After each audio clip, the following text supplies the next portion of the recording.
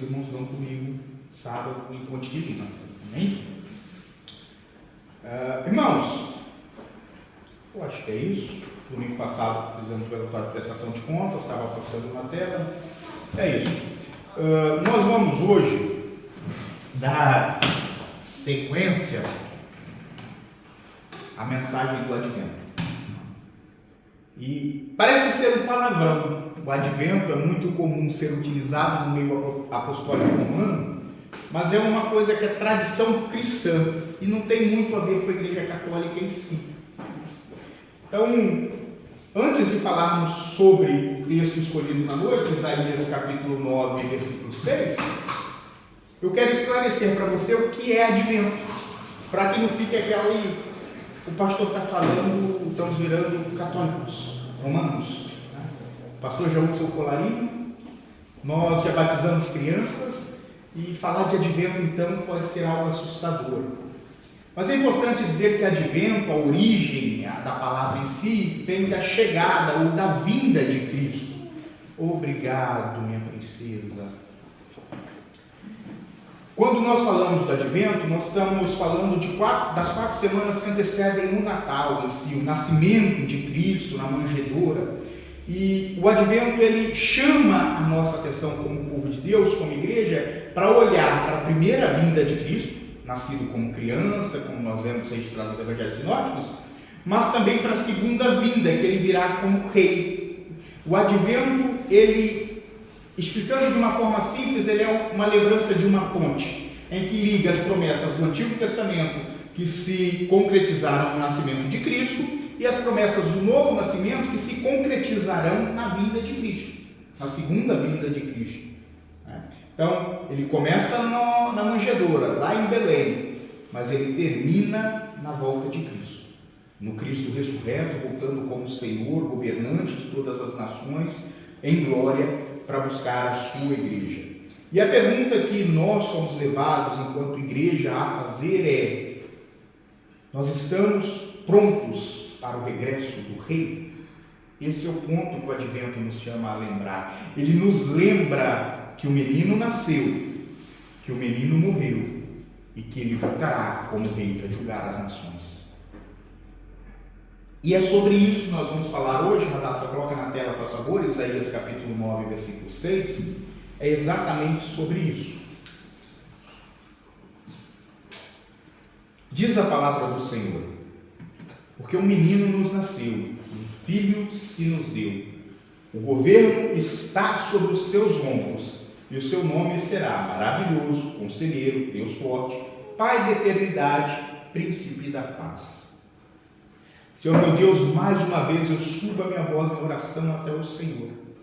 Mais uma vez eu apresento ao Senhor os nossos corações, a nossa mente, e peço ao Senhor que nos ilumine com o seu Espírito neste momento, para que possamos aprender através deste texto que vamos expor, que os nossos corações estejam como um terreno fértil, prontos a receber a semeadura da Tua Palavra, que nós possamos olhar para este texto e compreender a verdade e os caminhos que o Senhor nos direciona através dele. Guia-nos, ó Pai, através da meditação das Sagradas Escrituras, eu te peço. Amém.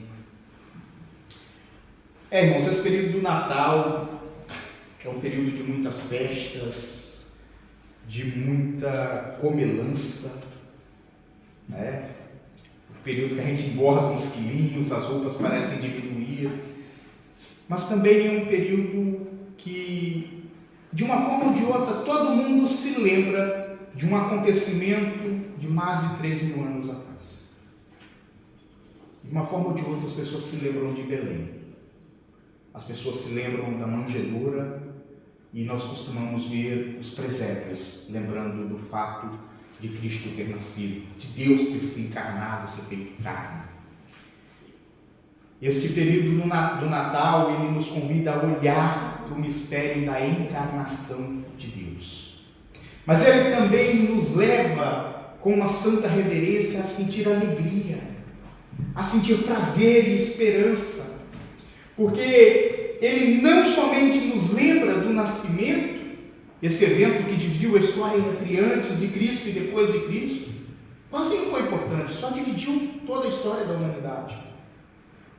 Mas mais do que isso, ele nos lembra da graça soberana de Deus sendo derramada na história da humanidade através da pessoa do próprio Deus, que deixa o céu de glória, se despe, né, de toda a sua majestade, encarna como um homem.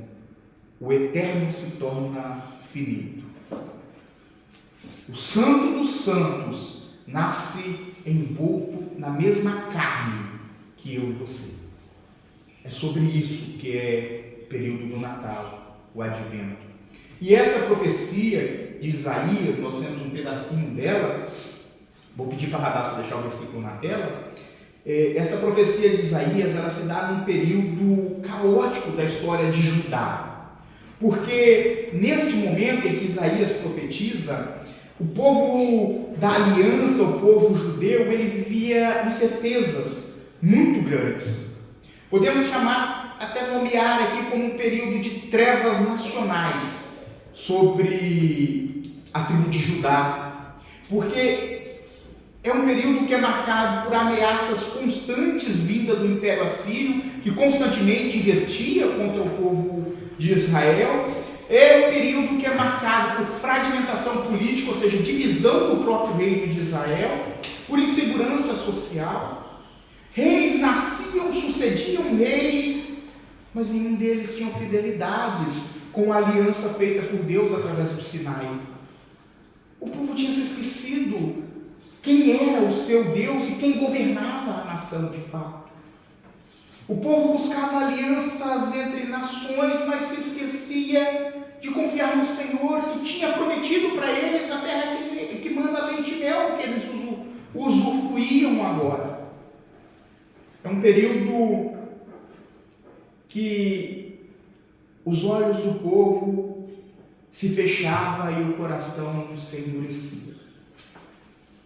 Agora, é preciso entender que essa crise política, social, histórica que a nação de Israel estava vivendo, nessa altura que Isaías profetiza, essa instabilidade, era um reflexo de uma coisa mais profunda. Era um reflexo de uma crise espiritual que a nação vivia. O culto que foi ordenado por Deus no Pentateuco, como cultuar, como adorar, tinha sido corrompido. Altares de Baal e Balaíns tinham se levantado em toda a nação. A justiça que Deus estabeleceu em Números e Deuteronômios, que julgaria como o povo da aliança deveria se portar, tinha sido negligenciada. As verdades divinas ditas pelas bocas dos profetas, negligenciadas e banalizadas. Relativizaram a verdade de Deus. Não ri de mim não, que eu não vou lá. Relativizaram as verdades bíblicas. Irmãos, profetas se levantavam, só que eram ignorados.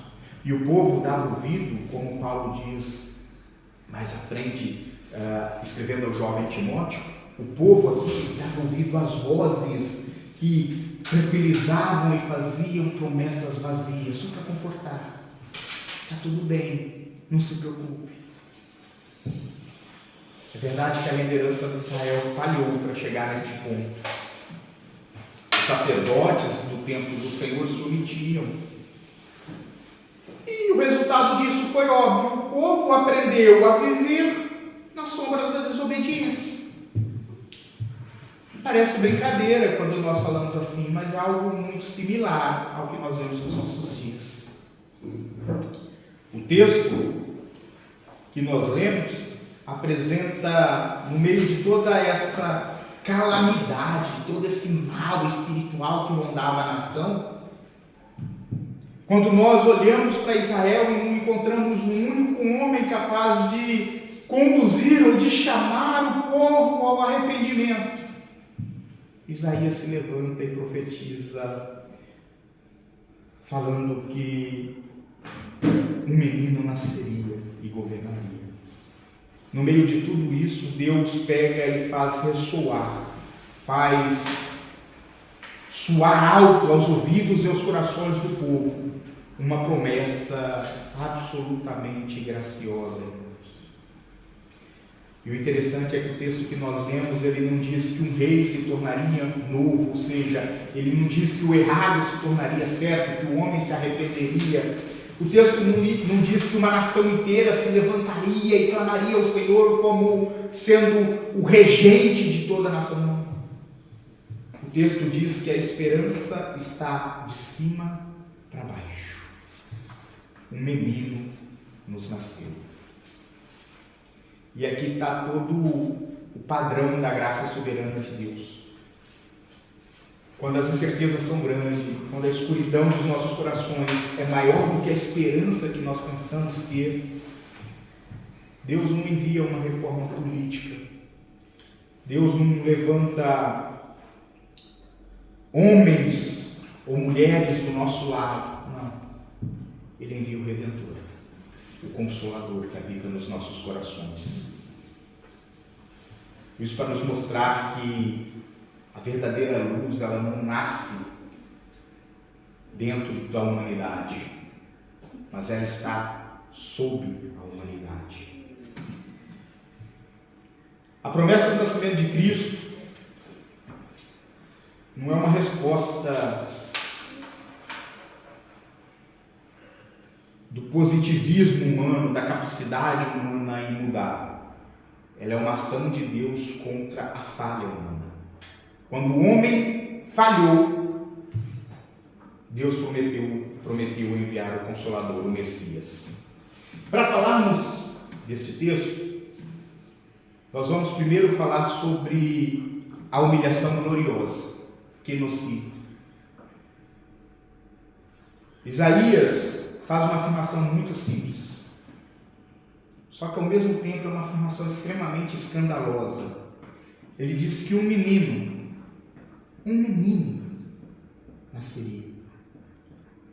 Ele está dizendo que o eterno vai entrar no tempo, que o infinito assumiria a finitude humana, que o santo seria envolto na carne caída, muito embora sem pecado.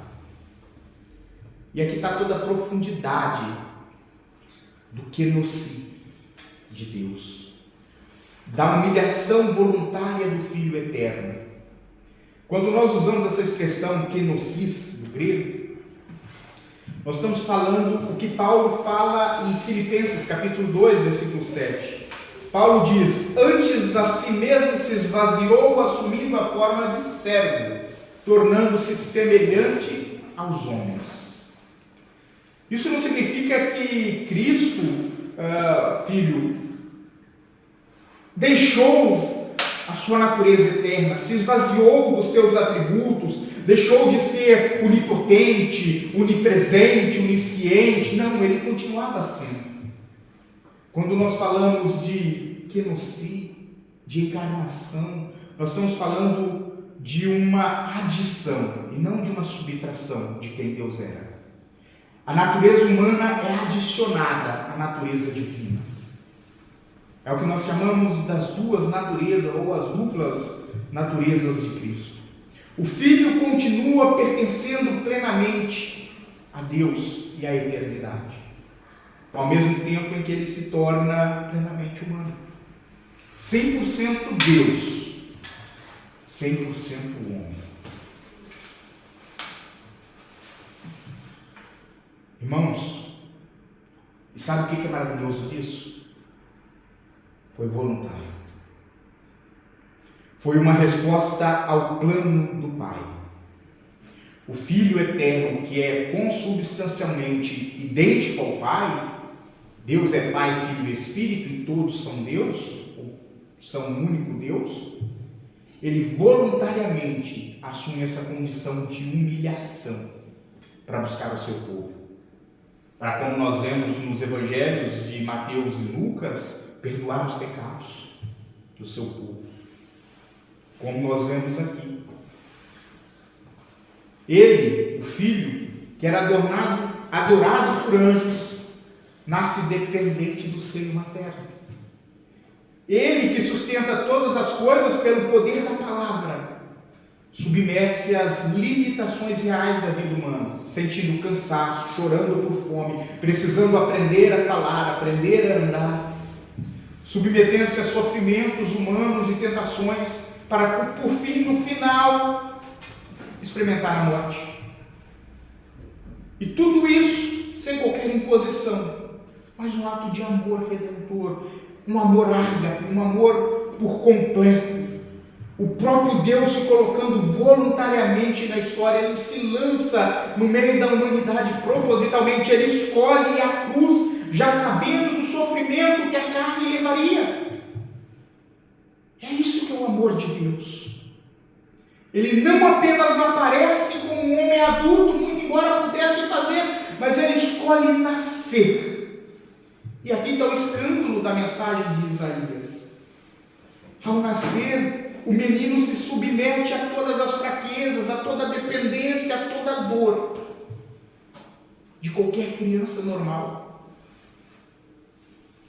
A encarnação de Cristo, o nascimento de Cristo, isso tudo é um ato de humilhação. Seu nascimento humilde numa manjedoura, sendo rei de toda a terra. Sua vida sob a lei, sendo ele o Senhor de toda a lei. As tentações, os sofrimentos, a morte, o sepultamento. Mesmo o nascimento lá em Belém já fazia parte desse estado de humilhação. Agora, precisamos lembrar que o berço de madeira e palha está implicitamente ligado, diretamente ligado à cruz e ao Calvário. O berço de Cristo foi o primeiro passo, uma cruz. O Natal, o nascimento, não pode ser separado da crucificação, da redenção. Foi preciso que o menino nascesse. E ele nasceu para morrer. Nasceu para nos representar. Nasceu para cumprir a lei plenamente em nosso lugar. A encarnação, Deus se fazendo homem, o nascimento em Belém, é essencial para a nossa salvação. Sem o verdadeiro homem, conforme Paulo descreve, ou o segundo Adão, não haveria substituto. Sem o verdadeiro Deus encarnado, não há redenção eficaz. O ato de humilhação começa na manjedoura, termina no Calvário. Mas o ato de glorificação só vai terminar quando ele voltar em glória para buscar a sua igreja.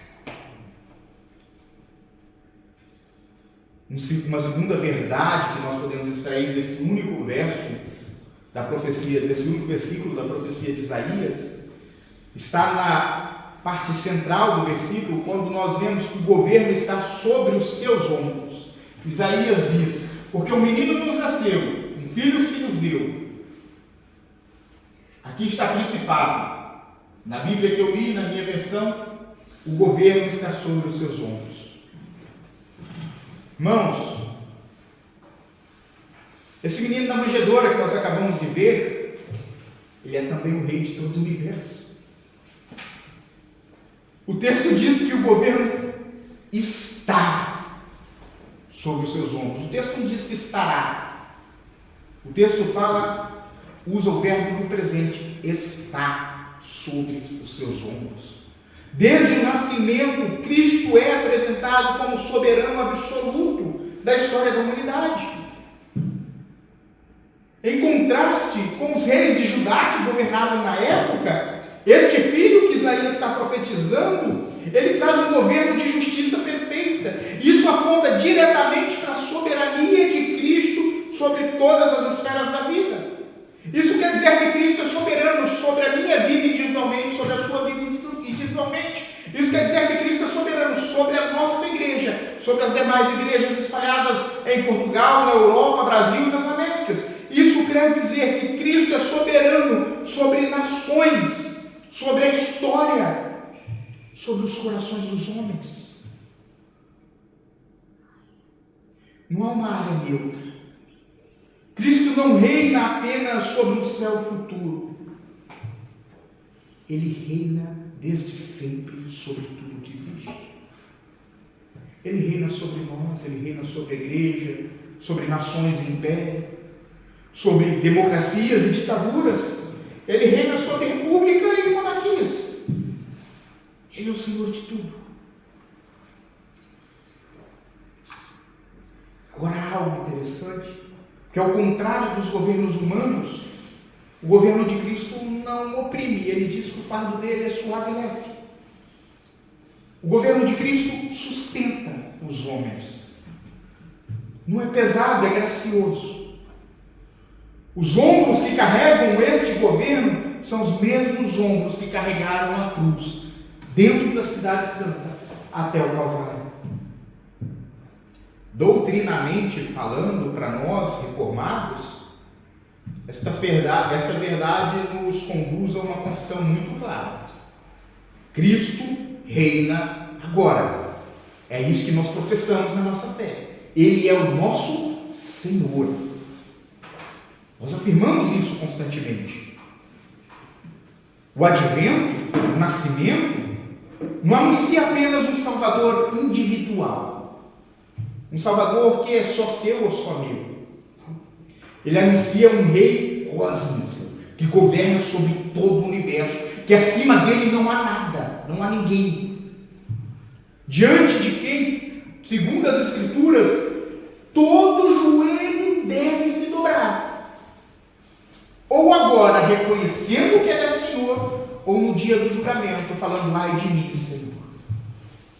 Mas todos vão chamá-lo de Senhor. Celebrar o Natal, ao contrário do que muita gente fala nessa época, e é impressionante que são duas épocas que causa até nojo de ver a internet, é Natal e Páscoa. Que agora no Natal o pessoal inventa historinha para boi dormir, querendo desvirtuar o que é o Natal. Aí na Páscoa a mesma coisa, distorce tudo novamente.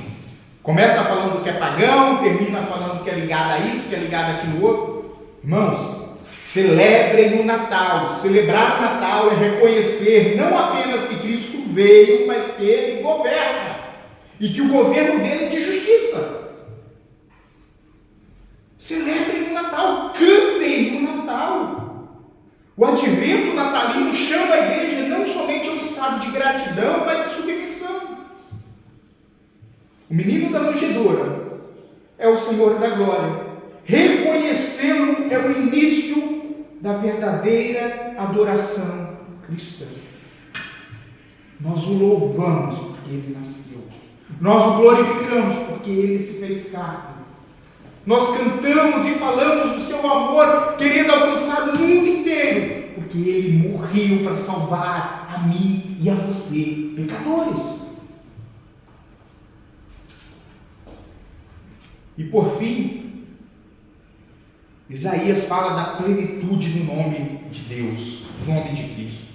Isaías vai dizer quem é o menino para o povo separado, o povo da aliança.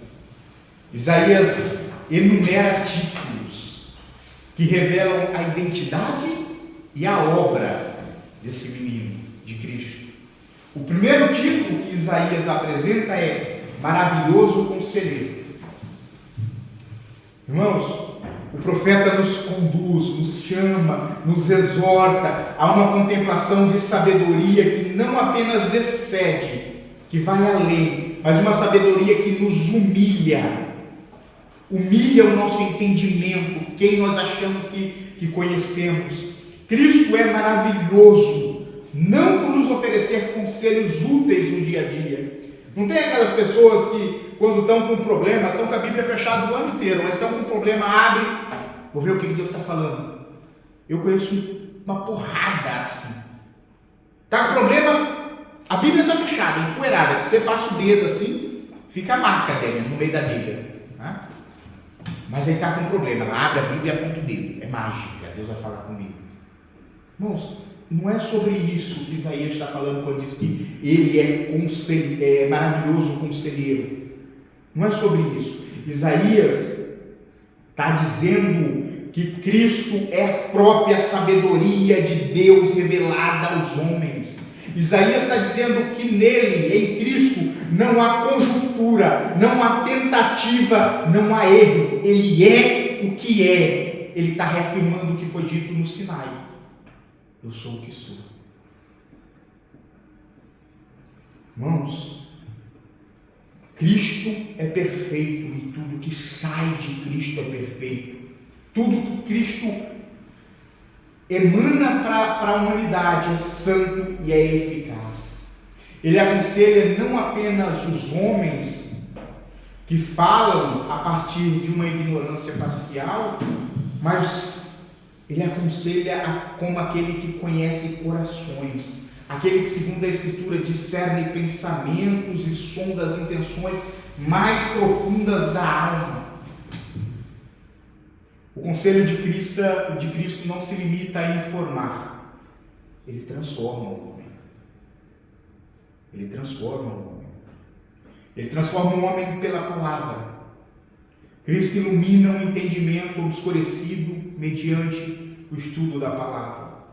Quer ficar mais erudito, mais sábio, ter mais vocabulário? Leia a Bíblia. Quer conhecer coisas que você não conhecia sem sair de casa? Leia a Bíblia. Em vez de assistir 10 episódios da série num dia, lê pelo menos 10 versículos por dia. Não vou falar nem 10 capítulos porque é muito, mas 10 versículos faz diferença já. Ele também transforma pelo Espírito Santo que habita em nós. É esse Espírito que é responsável por pegar a sua e a minha vontade. E aí vocês, hoje nós estamos só entre brasileiros aqui, vai ficar fácil essa ilustração. Vocês conhecem bambu. Você pega um bambu verdinho, fininho, você pega ele, você entorta ele todinho assim, o bichinho quebra. Não é isso? É rebelde, miserável é rebelde. O Espírito Santo pega você igual você pega um bambu, te entorta todinho, te dobra contra a sua vontade. É o Espírito Santo que faz isso. Ele dobra a vontade humana. Ele pega a vaidade, o egoísmo do homem, o ego do homem, encosta ao pó, para mostrar que Ele é Deus, que Ele é Senhor. Seguir o conselho de Cristo é necessariamente abandonar toda a autoconfiança, é se submeter ao governo de verdade, ainda que esta verdade vá me fazer chorar, sangrar, sentir dores, antes de nos curar. Isaías apresenta o segundo tipo, Deus forte. Será que Isaías está pensando em declarar um menino que iria nascer como Deus forte? Isso é um golpe fatal, irmãos, que Isaías dá diretamente na cristologia enfraquecida, nas igrejas fraquinhas dos nossos dias. Igrejas que acreditam no Deus Pai Natal, ou no Deus Papai Noel, que realiza tudo, todas as vontades do homem. Igrejas que acreditam num Deus que é só amor e que nós somos as florzinhas de Jesus. Igrejas que acreditam em qualquer conto de fadas, mas não acreditam no Deus forte, um Deus vivo, um Deus que ama, mas que é justo, que odeia e que se ira. Um Deus que manifesta a sua ira na forma de justiça punitiva contra a humanidade. Esse é o Deus forte que Isaías está falando. Isaías descreve um Deus que não é um instrumento da humanidade, mas é um Deus que governa a humanidade. Não é um Deus que é um herói que se levanta pela providência no momento oportuno, não. É um Deus que é revestido de um poder irresistível. Sabe, quando nós afirmamos que a graça de Deus é irresistível, Adriana e filho, quando nós falamos que quando Deus chama, o homem vem e acabou, não consegue resistir à vontade de Deus, é disso que Isaías está falando. Deus é Deus e contra Deus ninguém se levanta, ninguém permanece, ninguém se opõe.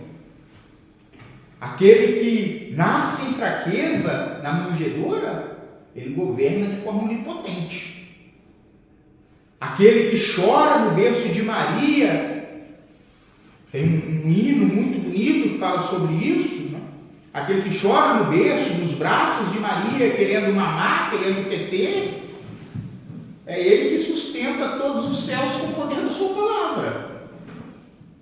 Ele é forte.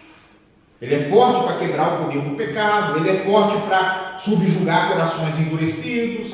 Ele é forte para, por fim, preservar o crente até o fim. E aí eu chamo a atenção de vocês novamente para mais um ênfase, né, das Escrituras. Quem garante a minha e a sua salvação até o fim, segundo as Escrituras, é aquele que começou a boa obra. É Deus Pai que está no céu, que é manifestado de forma a remir os pecados dos homens na terra como Deus Filho. É Ele que vai nos garantir a salvação até o final. Isso quer dizer, irmãos, que nenhuma culpa é pesada demais. E aí, eu olho para o meu passado quando eu faço uma pregação como essa, porque eu sou culpado de muita coisa. Eu como homem, sou culpado de muita coisa. Mas quando eu olho para isso, eu me lembro que toda a minha culpa foi lançada nele, nesse menino que chorava dentro de uma manjedoura ao nascer. Sabe, toda a corrupção que eu tenho e que com certeza você tem também. Essa natureza que nos torna inimigos de Deus. É mais fácil fazer qualquer coisa do que se achegar por algumas horas numa igreja ou se dedicar a alguns momentos ao estudo bíblico, fazer as coisas que são do reino, né, que nós dizemos. Isso é uma corrupção que eu e você temos. Ela não é profunda demais. Ela não é profunda demais ao ponto de ficar longe do alcance desse Deus forte. Nenhuma resistência minha ou sua, ou seja, nenhuma resistência humana é capaz de frustrar os planos de Deus, a graça de Deus. E aonde Cristo salva, e Ele salva por completo. Aquilo que a mão de Cristo segura, a mão furada, né, de Cristo segura, Ele não solta, não é arrancado da mão dele. Ele não perde, não deixa cair. João fala sobre isso. Aqueles que o Pai me deu, de modo nenhum os lançarei fora. Isaías apresenta o terceiro, Pai de eternidade. Ainda falando do menino, só que agora já é apresentado como sendo Pai. Cristo é apresentado como o autor, como possuidor e guardião da vida, que não conhece fracassos nem acasos. E aqui está a função redentora do Filho. Ele, em eternidade, preste atenção nisso, porque isso a Bíblia vai afirmar também em Timóteo mais à frente. Ele, em eternidade, antes de haver mundo, antes de haver planeta Terra, constelações, peixe, antes de haver tudo, ele em eternidade, ele pega um povo e conserva esse povo pela fidelidade imutável do seu nome. A Bíblia vai dizer que nós somos chamados por Deus antes da fundação do mundo. O que é fundação? É criação, é sinônimo de criação. Os salvos, passado, presente, futuro, os que nasceram, que hão de nascer, eles são salvos por Deus desde a eternidade.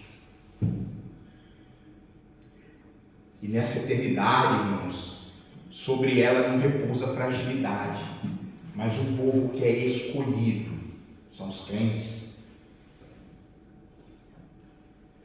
e são escolhidos de acordo com a constância e a vontade do seu Redentor.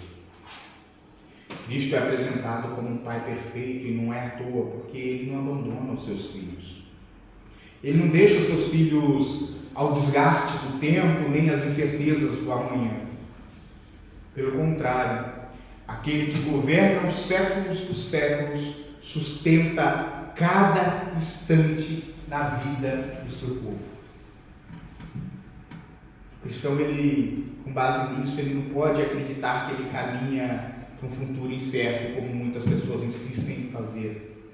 Às vezes a gente vai conversando com algumas pessoas, fazendo evangelismo, e a gente começa a conversar e a gente fala, mas tá, você é cristão? Não, sou cristão, padre, sou cristão, que é aqueles chamam de padre. É comum. Sou cristão, padre, sou cristão. Tá bom, mas quando você morrer, você vai para onde? Eu não sei. Ué, então você está caminhando para o inferno. Eu sei para onde eu vou. Eu vou para junto do meu Pai, eu vou para junto do meu Deus, eu vou para o lugar que Ele foi preparar para mim. É isso que a Bíblia fala. Se eu e você, como cristão, não formos capazes de afirmar para onde nós vamos, alguma coisa falhou na nossa fé. Ele morreu para perdoar os seus pecados e para lhe dar a certeza da salvação. Porque se Ele perdoa, está perdoado, filho. Não há nada na Bíblia que nos faça crer diferente. O cristão, ele é conduzido por aquele que habita no princípio, desde o início. Ele conhece o caminho. Ele te pega pela mãozinha, como eu pego minhas filhas, né? Às vezes, quando andar na rua, pega pela mãozinha, vamos ali. É isso que Cristo faz com a gente. Isaías ainda apresenta o último título, Príncipe da Paz. Por fim, o menino é proclamado Messias, Príncipe da Paz. Não em sentido superficial, irmãos, de paz como sendo uma harmonia externa que a gente deseja entre nações, entre famílias, entre pessoas. Não é esse o sentido da paz aqui que é atribuída a Cristo. Isaías diz que ele é o príncipe da paz como aquele que estabelece uma paz verdadeira, uma paz profunda, uma paz duradoura, que não pode ser roubada, usurpada, corrompida. A paz que Cristo concede, ela não é negociável, não é conquistada por homens, então ela não pode ser perdida, porque ela não é conquistada por homens, ela é dada por Deus, é só Deus que tem o poder de dar e tirar. Ela não é proclamada por assinaturas de acordos estratégicos, ela é decretada pelo Senhor que governa todas as coisas. Ela é decretada pelo dono do tempo, ela é selada pelo sangue no Calvário. Meus irmãos, Cristo, antes de pacificar os nossos corações, Ele satisfaz a justiça divina ao morrer no madeiro. O maior conflito do homem não está fora, não está em brigas, em desatentos, em descontentamentos, em opiniões diferentes, não. O maior conflito do homem está dentro do próprio homem, está no coração do homem. E é isso que Cristo veio pacificar, é isso que Cristo veio acalmar. O que é esse conflito que o homem tem entre o homem e Deus? Sabe quando nós relembramos a história de Adão e Eva, e que Adão e Eva pecam lá no Éden, o pecado entra no mundo, e por causa, conforme é escrito mais à frente por Paulo, por causa de um homem, o pecado entrou para todos os homens? Esse pecado é inimizade entre o homem e Deus. É isso que Cristo vem satisfazer. É por isso que Cristo precisava morrer. Para que eu e você, apesar de sermos indignos e merecedores, não fôssemos culpados. E a questão é essa. Ele pega essa inimizade, esse coração de pedra que eu e você tinha, essa natureza caída, depravada que nós tínhamos, e Ele lava isso tudo no sangue do Cordeiro. Ele lava isso tudo no sangue derramado no madeiro. Cristo remove essa inimizade, oferecendo-se como sacrifício perfeito. A cruz de Cristo se torna um trono, irmãos, a partir do qual a paz é governada. Aonde o sangue de Cristo fala, a culpa tem que se calar. Aonde Cristo estabelece o seu reinado, a consciência do homem inevitavelmente vai encontrar pastos verdejantes e a sombra do Onipotente, conforme escreve Davi, para descansar. Olha, essa paz que Cristo nos dá, ela não elimina a tribulação. Ela não nos blinda de tormentas vindouras. Não é esse o objetivo dela. Mas ela sustenta o crente em meio às tempestades. Ela sustenta o crente no meio desse oceano turbulento que é a vida. E o engraçado é que ela conduz o crente no meio das tempestades da vida. Ela direciona como um farol o homem no caminho que deve seguir. Meus irmãos, assim como esses nomes, quando nós olhamos para esses nomes, nós contemplamos um Cristo que é todo suficiente. Ele é sábio para nos guiar, Ele é poderoso para nos salvar, Ele é eterno para nos guardar, Ele é gracioso ao ponto de nos reconciliar com Deus. Cada um desses nomes apresentados por Isaías é como se fosse, e aí se você já assistiu o filme, você vai entender a referência aqui, né? Tem aqueles cofres grandes que aparecem nos filmes, que as pessoas têm escondidas, né, nas paredes da casa, aqueles cofres grossos. Cada nome apresentado por Isaías aqui é como se fosse um cofre desse. É um cofre cheio de ouro, cheio de tesouros para o cristão mergulhar e aprender. O cristão nunca esgota quem Cristo é. Por fim, irmãos, para terminar, o advento, o Natal, como quiser chamar, não é apenas uma contagem regressiva para um momento que nós vamos sentar à mesa com os nossos familiares, embora reduzidos para nós que somos imigrantes, não? Mas não é só essa contagem regressiva para esse momento de comunhão tão gostoso que nós temos. O advento é um chamado à fé. É um chamado para contemplar o menino que nasceu, o filho que foi dado, o Senhor que governa. Deus cumpriu essa promessa. Ele nos deu Cristo. O menino de fato nasceu. Por isso, esse período natalino, ele deve nos conduzir a uma adoração centrada em Cristo. Não em tradições vazias, como nós vemos em alguns lugares. Isso serve como um alerta para nossas almas. Preste atenção, porque se o governo está sobre os ombros de Cristo, e está, então nossas vidas também não nos pertencem. E é por isso que elas devem ser vividas em humildade, porque Ele foi humilde, e com o coração quebrado e sempre pronto para uma eterna e santa adoração a Deus. Por isso que nós podíamos usar esse período do advento, do Natal, para evangelizar e falar do nascimento.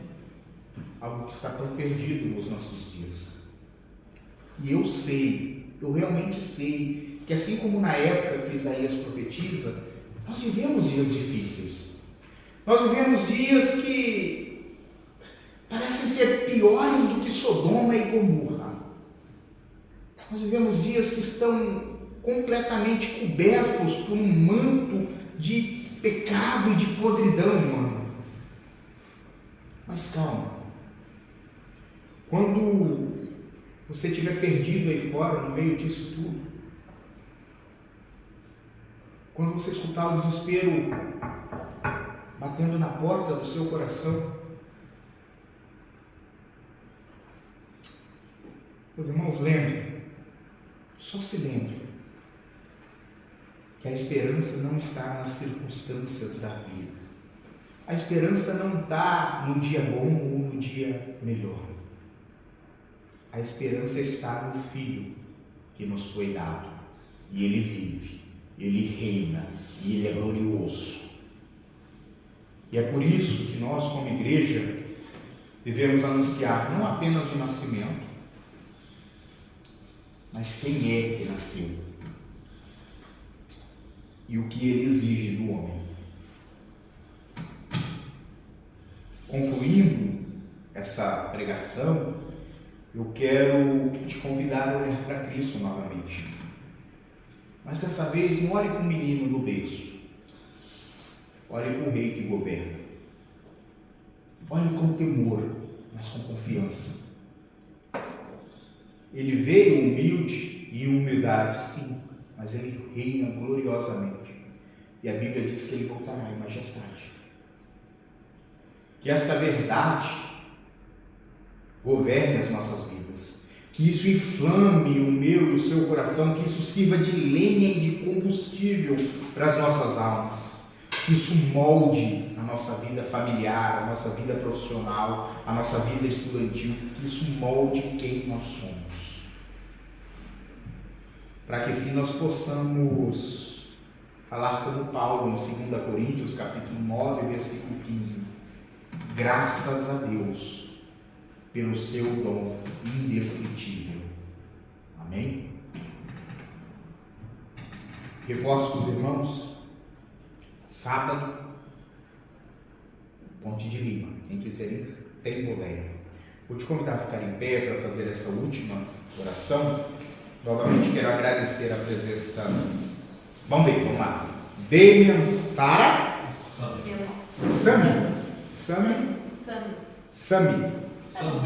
Samela e Késia. Sejam muito bem-vindos. Voltem sempre. Depois nós temos ali umas bolachinhas, cafezinho, a gente sempre toma um café com bolacha, tem sumo. Cai não, filho, tem sumo se não quiser tomar café, né, por causa do horário, tá bom? Muito obrigado, Deus abençoe vocês. Amém? Pai querido, Deus de misericórdia e graça, Senhor dos senhores, o Senhor que nasceu, mas que reina soberanamente sobre as nossas vidas, sobre este mundo, sobre todo o principado, sobre potestade, o Senhor que controla e governa todas as coisas segundo a vontade do seu querer. Pai, nós neste momento levantamos até o Senhor as nossas vozes com extrema humildade. Nós acabamos de contemplar, ó Deus, as maravilhas que há no seu filho, no nascimento do seu filho, na vida e morte do seu filho. Nós acabamos de contemplar a maior de todas as promessas sendo concretizadas, o nascimento daquele que haveria de perdoar os nossos pecados, o nascimento do Salvador. Meu Deus, que por mais um ano essa igreja possa ser uma igreja viva, essa igreja possa tomar gosto por evangelismo, por oração, por estudo da Tua Palavra. Ó Pai, que o Senhor possa conduzir-nos de forma a anunciar o Seu reino, a pregar o Seu nome a todos os homens.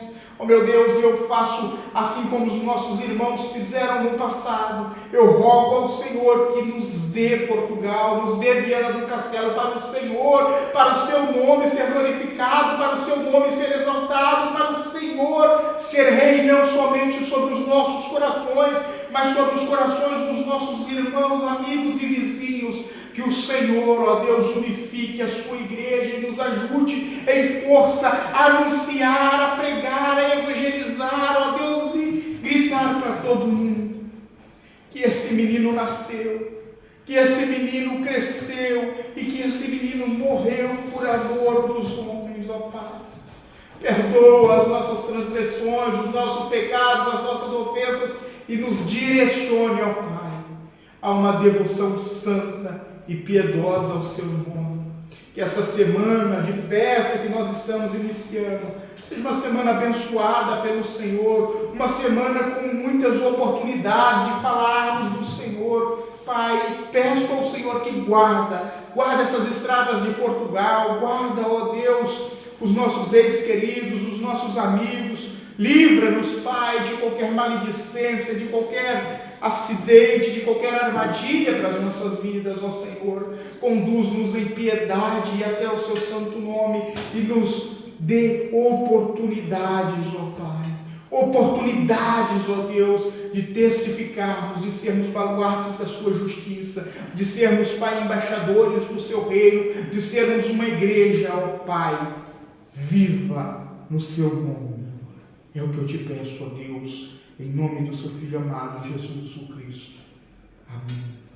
A graça de nosso Senhor e Salvador Jesus Cristo, o amor de Deus Pai, a comunhão e as consolações do Espírito Santo de Deus, seja com cada um de vocês hoje para todo o sempre. A igreja diz: Amém. Amém. Amém.